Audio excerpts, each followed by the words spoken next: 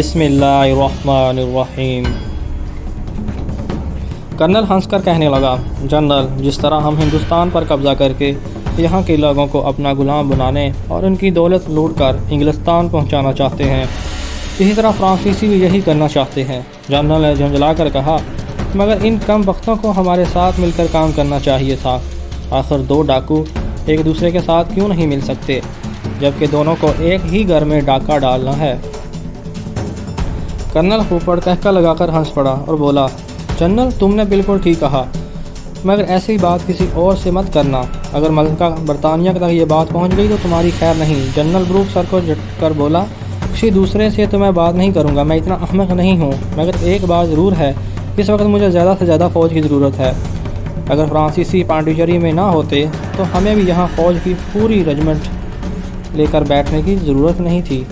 फिर हम यहाँ की फ़ौज भी अपने साथ मिलाकर सुल्तान से पूरी ताकत से जंग कर सकते थे। कर्नल हुपर्ड बोला, मगर जनरल, तुम अब तो कुछ नहीं हो सकता। अब हमें अपनी ताकत पर ही भरोसा करके लड़ना होगा। वैसे हम सुल्तान टीपू को शिकस्त देने में कामयाब हो जाएंगे। तुम कैसे यकीन से कह सकते हो? जनरल ब्रूक ने पूछा। कर्नल हुपर्ड मुस्कुराकर कहने लगा, जनरल ब्रूक, अगर मुसलमानों में गद्दार पैदा ना होते तो आज सारी दुनिया पर मुसलमानों की हुक्मरानी होती। जनरल ब्रूक ने पूछा, तुम कहना क्या चाहते हो?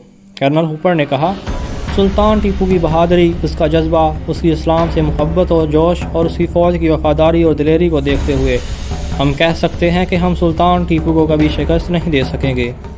लेकिन हम अंग्रेज़ों ने अपनी पुरानी हिकमत अमली से काम लेते हुए सुल्तान टीपू के ख़ास वज़ीर मीर सादिक को अपने साथ मिला लिया है। जनरल ब्रूक हैरानी से कर्नल का मुंह तकने लगा। क्या तुम ठीक कह रहे हो कर्नल? कर्नल बोला, इसका सबूत तुम्हें किले में जाते ही मिल जाएगा। मीर सादिक का तुम्हें पैगाम मिल जाएगा। मीर सादिक सुल्तान का गद्दार है, उसकी गद्दारी अंग्रेज़ों को कामयाबी से हमकिनार करेगी। जनरल ब्रूक बहुत खुश हुआ, कहने लगा, कर्नल, अब मुझे यकीन है कि हम सुल्तान टीपू के मुल्क को फ़तह कर लेंगे। कर्नल बोला, मगर हमें बड़ी एहतियात और सोच समझ कर कदम आगे बढ़ाना होगा।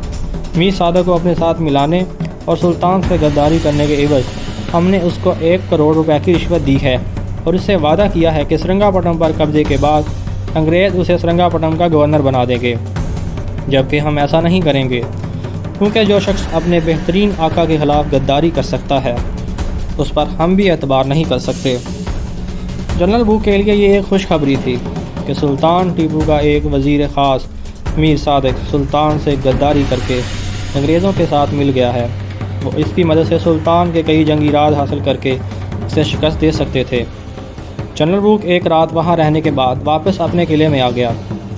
उसने अपने ख़ास सालार कैप्टन हेनरी को मीर सादिक की गद्दारी वाली खुशखबरी सुनाई और कहा, मीर सादिक का पैगाम आने वाला है, वो हमसे बहुत जल्द रब्ता करेगा। तुम होशियार रहना, उसे मेरा और तुम्हारा नाम दिया गया है। कैप्टन हेनरी ने कहा, सर, ये बड़ी खुशखबरी की बात है, हम इसके पैगाम का इंतज़ार करेंगे। 2 दिन गुजर गए। तीसरे दिन रात के 9 बजे दोनों अंग्रेज़ अफसर यानी जनरल ब्रूक और कैप्टन हेनरी किले के एक कमरे में खाना खाने के बाद काफ़ी पी रहे थे कि एक अहलकार ने आकर कहा, सर, मैसूर से एक आदमी आया है, वो आप में से किसी एक से मिलना चाहता है। जनरल ब्रूक ने कैप्टन हेनरी की तरफ देखा और अहलकार से कहा, उसे अंदर भेज दो। जब अहलकार चला गया तो जनरल ने कहा, ज़रूर यह मीर सादिक का भेजा हुआ आदमी है। इतने में दरवाजे का पर्दा हटा और एक काले रंग का दुबला पतला शख्स अंदर दाखिल हुआ, जिसका लिबास देहातियों जैसा था। उसने आते ही कहा, मुझे जनरल ब्रूक या कैप्टन हेनरी से मिलना है। जनरल ब्रूक ने कहा, मैं जनरल ब्रूक हूँ और ये कैप्टन हेनरी है, तुम बताओ कहाँ से आए हो?